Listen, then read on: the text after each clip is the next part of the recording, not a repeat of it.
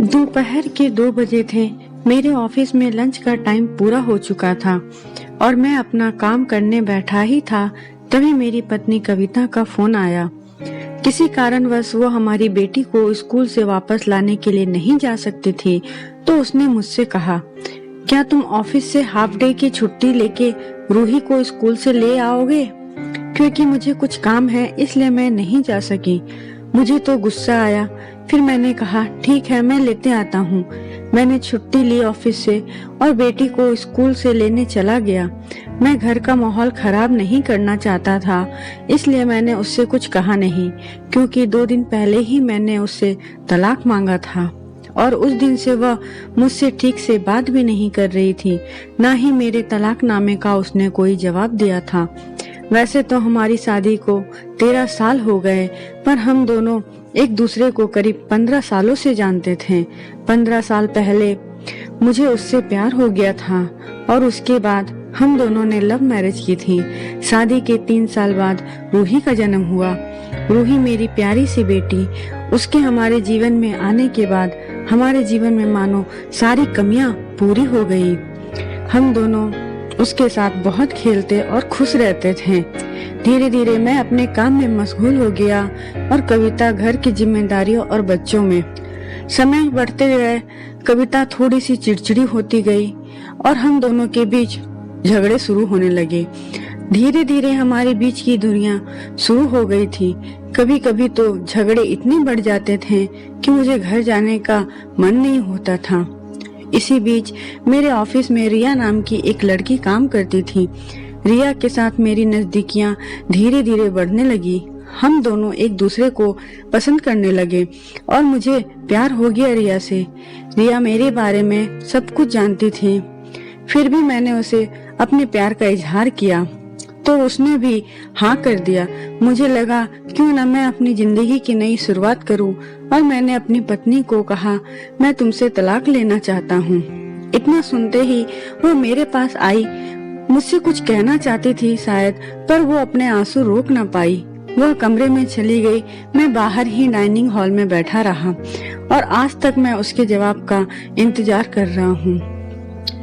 रात में जब हम लोग खाना खा रहे थे तो मेरी पत्नी कविता और मेरी बेटी दोनों बातों में मशहूर थे। दोनों एक दूसरे के साथ बिल्कुल हंसी खुशी बातें कर रहे थे। बीच बीच में मेरी बेटी मुझसे बातें कर रही थी। उसके बाद मैं खाना खाने के बाद बेडरूम में चला गया और अपनी पत्नी का कमरे में आने का इंतजार करने लगा कि वह आए और मैं उससे अपने सवाल का जवाब मांगूं। तभी रिया ने फोन किया। मैं रिया से बातें करने लगा। रिया ने मुझसे पूछा कि क्या तुम्हें तलाक दे रही है तुम्हारी पत्नी? मैंने उससे कहा, मैं उसका ही इंतजार कर रहा हूँ। आज उससे कंफर्म पूछता हूँ, फिर तुम्हें बताता हूँ। रिया ने कहा, ठीक है। फिर हमारी थोड़ी देर तक बातें हुई और मैंने फोन रख दिया। मेरी पत्नी अभी भी कमरे में नहीं आई थी। मैंने बाहर जाकर देखा तो वह डाइनिंग हॉल में ही सो गई थी। मैंने उसे जगाना सही नहीं समझा। सुबह उससे बातें कर लूंगा, ये सोचकर मैंने छोड़ दिया। तभी मैं सोचने लगा कि 2-3 दिन से घर का माहौल कितना बदल गया है। कहाँ हर बात पे हम दोनों में झगड़ा हुआ करता था, पर आज हम दोनों एक दूसरे से बातें करने को भी सोच रहे हैं। कितनी दूरियां आ गई है हम दोनों के बीच में। इतना अजनबी महसूस कर रहा हूँ मैं उसके साथ। कल तक घर में आवाज गूंजती थी और आज उसी घर में सन्नाटा है। सोचते सोचते मैं दिल की गहराइयों में बहुत दूर तक चला गया। मैंने अपनी पत्नी की ओर देखा तो लगा इसने मुझे अपने जीवन के 15 साल दिए हैं। 15 साल दोनों के रिश्ते को हो गए हैं। 15 साल में भी एक दूसरे को नहीं समझ पाए। हमारे बीच का प्यार कहाँ खो गया, या शायद हमारे बीच कभी प्यार था ही नहीं। हाँ, हमारे बीच कभी प्यार था ही नहीं।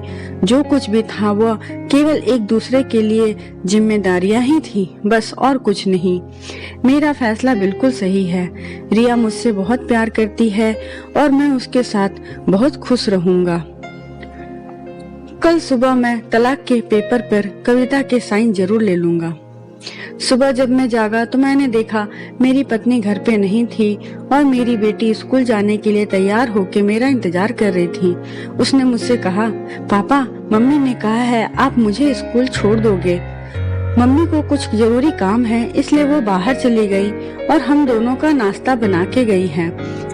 अब मुझे सच में बहुत गुस्सा आ रहा था क्योंकि मुझे उससे जवाब लेना था। मैंने उसे फोन किया पर उसका फोन स्विच ऑफ आया। फिर मुझे भी ऑफिस के लिए देर हो रही थी तो मैं अपनी बेटी के साथ लेकर के स्कूल के लिए निकल गया। उसे स्कूल छोड़ के जैसे ही मैं वापस अपनी कार में आके बैठा, मैंने अपने कार में एक लिफाफा देखा। उसमें मेरा नाम लिखा हुआ था।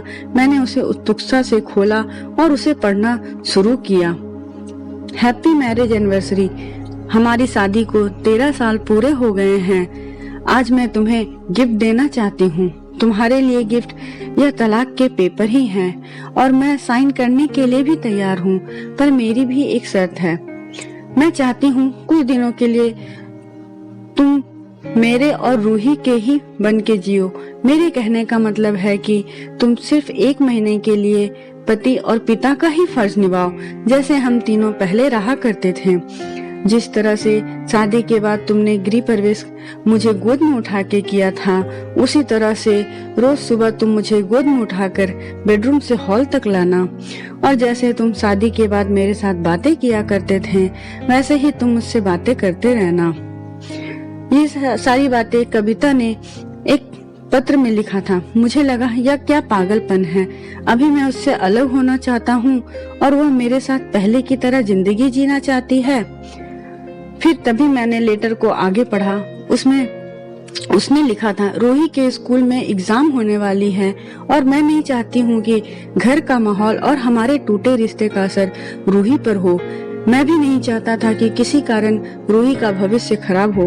मैंने यह सारी बातें रिया से कही। रिया ने कहा, ठीक है, लेकिन सिर्फ 1 महीने के लिए।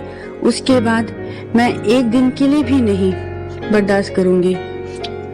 शाम को जब मैं ऑफिस से घर आया तो घर में कुछ मेहमान आए हुए थे और घर सजा हुआ था। यह हमारी शादी की सालगिरह की पार्टी थी।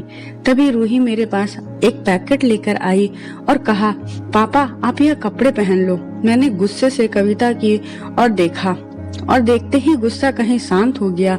वह बिल्कुल उसी तरह लग रही थी जैसा वह शादी के समय लग रही थी, पर अब उसके चेहरे पे पहले जैसी रौनक नहीं थी। चेहरा पहले से काफी फीका पड़ गया था। उसके बालों में थोड़ी सफेदी भी आ गई थी। चेहरे पे मुस्कान तो थी पर वह मुस्कान झूठी लग रही थी। कविता ने मुझसे कहा, ये हम दोनों की एक साथ शादी की सालगिरह की आखिरी पार्टी है और आज से 1 महीने तक तुम्हें सिर्फ पति और पिता बन के ही रहना है। मैंने भी हाँ कह दिया। दूसरे दिन मैंने सुबह अपनी पत्नी को बेडरूम से अपनी गोद में उठाकर हॉल तक लेकर आया और हम दोनों बहुत ही अजीब महसूस कर रहे थे। ऐसा लग रहा था कि आज मैं पहली बार कविता को अपनी गोद में उठा रहा हूँ।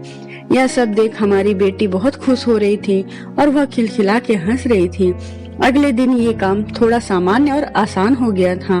अगले दिन जब मैंने कविता को अपनी गोद में उठाया, वह मेरे सीने से लग गई थी और मैं उसकी खुशबू महसूस कर रहा था। ऐसा लगा जैसे कई दिनों बाद मुझे यह खुशबू मिल रही हो, या कई दिनों से मैंने उसके होने का महसूस ही नहीं किया। फिर मैं हर रोज सुबह कविता को गोद में उठा के ही बाहर लाता था। छठे दिन जब मैंने उसे उठाया तो वह पुरानी रोमांच लौटने लगी थी। 9वें-10वें दिन से वह पुराना प्यार फिर से जागने लगा था। मुझमें जो यह बदलाव आ रहा था, मैं यह बात किसी से नहीं कह सकता था। अब उसे गोद में उठाना आसान हो गया था। शायद हर रोज यह सब करने का मैं आदी हो गया था। एक दिन मैंने उससे कहा, चलो हम कहीं बाहर चलते हैं। वह तैयार होके आई। मैंने देखा उसके कपड़े उस पे काफी बड़े हो रहे हैं। मैंने उससे कहा, तुम कुछ और पहन लो। वह भी दूसरा कपड़ा पहन के आई। वह कपड़ा भी उस पे बड़ा हो रहा था। फिर मैंने उसे ध्यान से देखा। वह पहले से काफी दुबली पतली हो गई थी। शायद इसलिए मैं उसे आसानी से उठा पा रहा था। यह देखकर मेरे दिल को एक झटका सा लगा। मैंने अचानक ही उसकी फिक्र करते हुए उससे पूछ बैठा, तुम्हारी तबीयत तो ठीक है ना? उसने हाँ में सर हिलाया, पर कहीं ना कहीं मैंने उसके दिल के दुख को समझ लिया था, जिसका असर शायद उसकी सेहत पे हो रहा था। अगले दिन कविता कुछ देर तक सोई रही। तभी मेरी बेटी आई और उसने मुझसे कहा, पापा, यह तो मम्मी को बाहर ले जाने का समय हो रहा है। उसके लिए अपने पापा द्वारा मम्मी को इस तरह उठाकर बाहर ले जाते हुए देखना उसके जीवन का अभिन्न हिस्सा बन गया था। तभी मेरी पत्नी की नींद खुल गई और उसने मेरी बेटी की बात सुन ली और मेरी बेटी को अपने पास बुलाकर उसे अपने जोर से गले से लगा लिया। एक पल के लिए तो मेरा भी मन करने लगा, फिर मैंने अपना मुंह फेर लिया, कहीं मेरा फैसला बदल न जाए। मैंने अपनी पत्नी को रोज की तरह उठाया और बेडरूम से होते हुए हॉल तक लाया।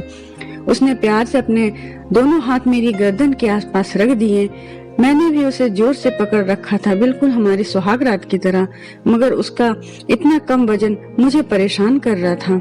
महीने के आखिरी दिन जब मैंने उसे उठाया तो मेरे लिए एक कदम भी चल पाना मुश्किल हो रहा था। हमारी बेटी स्कूल जा चुकी थी और मैं भी ऑफिस के लिए निकल गया। मैं हर रोज कविता के घटते वजन और उसकी सेहत के बारे में ही सोचने लगा। आज महीने का आखिरी दिन था, तभी मैंने फैसला ले लिया, अब मुझे कविता को तलाक नहीं देना है। मैं रिया के पास गया और उससे जाकर कहा, मैं कविता को तलाक नहीं देना चाहता हूँ। वह मेरी पत्नी है और मैं उससे बहुत प्यार करता हूँ। यह सुनने के बाद रिया ने मुझसे कहा, तुम पागल तो नहीं हो गए? यह तुम क्या कह रहे हो? तुम तो मुझसे प्यार करते हो ना? कहीं तुम्हारा दिमाग तो खराब नहीं हो गया? वह मेरे गले लगकर बोली, तुम जानते हो हम दोनों एक दूसरे से बहुत प्यार करते हैं, हम दोनों एक दूसरे के बगैर नहीं जी सकते हैं। मैंने रिया को अपने से दूर कहा और कहा, रिया मुझे माफ कर दो, पर मैं अपनी पत्नी और अपनी बच्ची से बहुत प्यार करता हूँ। हमारी शादीशुदा जिंदगी शायद हम दोनों के ध्यान न देने की वजह से बोरिंग हो गई थी, लेकिन इसका मतलब यह कतई नहीं कि हम एक दूसरे से प्यार नहीं करते। अब मुझे एहसास हो गया है कि जिस दिन से मैं उसे शादी करके अपने घर लाया था, उस दिन से जीवन के आखिरी दिन तक मुझे उसका साथ निभाना है। रिया के होश उड़ गए और वह रोने लगी। रिया गुस्से में मेरे मुंह पर एक जोरदार चाटा जड़ दिया और दरवाजा जोर से बंद कर अंदर चली गई। मैं भी अपनी कार में जाके बैठ गया और घर की ओर चलने लगा। आगे एक फूल वाले के दुकान पर रुका और अपनी प्यारी पत्नी के लिए एक सुंदर सा गुलदस्ता लिया। दुकानदार ने पूछा, इस पर क्या लिखना है? मैंने मुस्कुराते हुए कहा कि मैं तुम्हें जीवन के आखिरी दिन तक यूं ही उठाता रहूंगा मेरी अर्धांगिनी। उस शाम जब मैं घर आया तो हाथों में गुलदस्ता लिए मेरे चेहरे पर एक मुस्कान थी। मैं आज फिर से कविता को प्रपोज करना चाहता था। मैं ऊपर अपने कमरे की तरफ भाग कर गया। कमरे में डॉक्टर और मेरी बेटी हैं। डॉक्टर ने मुझसे कहा, अब इनके बचने की कोई उम्मीद नहीं है। यह सुनते ही मेरे हाथों से गुलदस्ता नीचे गिर गया। मैं भाग के कविता के पास बैठ गया। कविता अपनी आखिरी सांस गिन रही थी। डॉक्टर ने मुझे बताया, कविता को कई महीनों से कैंसर था और वह इस बीमारी से कई महीनों से लड़ रही थी। डॉक्टर मेरी बेटी को लेकर कमरे के बाहर चला गया और मैं रोते रोते सोचने लगा कि मैं नीच कविता को तलाक देना चाहता था। रिया के साथ मैं इतना खोया हुआ था कि मुझे कविता की बीमारी के बारे में कुछ पता ही नहीं चला। मैंने कविता पे बिल्कुल भी ध्यान नहीं दिया। उससे कुछ दिन पहले पता चल गया था कि वह कुछ दिनों की मेहमान है। वो जल्दी मुझे छोड़ के जाने वाली है। मैंने कविता का सिर अपनी गोद में लिया और रोते हुए कहा, तुमने मुझे क्यों नहीं बताया? उसने मुझसे कहा, मैं तुम्हें बताने वाली थी, पर मुझे ही बहुत देर से पता चला। मेरा बच पाना बिल्कुल मुश्किल था। और फिर जिस रात मैं तुम्हें बताने वाली थी, उसी रात तुमने मुझसे कहा तुम्हें मुझसे तलाक चाहिए। अचानक तुमसे तलाक की बातें सुनकर मुझे कुछ समझ नहीं आया। मैं क्या कहूँ? मैं कुछ समझ नहीं पाई। मैं तुमसे कैसे बताऊं? और वैसे भी एक बच्चे के लिए उसके माता पिता सब कुछ होते हैं। मैं नहीं चाहती थी कि रूही की नजरों में तुम अच्छे पति और पिता नहीं रहो, इसलिए मैंने तुमसे 1 महीने का वक्त मांगा ताकि रूही कभी यह न समझे कि उसके पिता एक अच्छे पति नहीं थे। वो मुझे और मेरी बेटी के रिश्ते को टूटने से बचाना चाहती थी। तभी मेरी बेटी गुलदस्ता और कार्ड लेकर आई जो मैं लेकर आया था। मेरी पत्नी ने मेरे कार्ड को पढ़ा और मुस्कुराकर बोली, आज भी तुम मुझे इस कमरे से अपने गोद में ही उठा के ले जाना। और वह मुझे छोड़ के हमेशा के लिए चली गई। वो जाते जाते मेरी बेटी की नजरों में मुझे अच्छा पिता और पति बनाकर चली गई।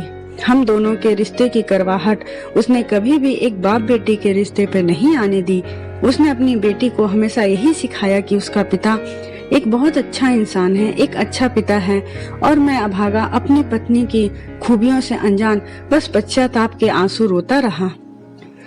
दोस्तों, जीवन में छोटी छोटी बातों में रिश्ते बहुत महत्व रखते हैं। बैंक बैलेंस, घर, गाड़ी, यह सभी खुशियां दे सकती हैं, पर अपने और अपनों के प्यार से जो खुशियां मिलती है उसकी कोई कीमत नहीं होती है।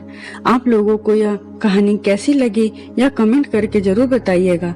अगर ये कहानी अच्छी लगी हो और आपके दिल को छू ली हो तो एक लाइक, सब्सक्राइब और शेयर जरूर कीजिएगा। तो चलिए मिलते हैं दूसरी कहानी में। तब तक आपके लिए आप सबका बहुत बहुत धन्यवाद।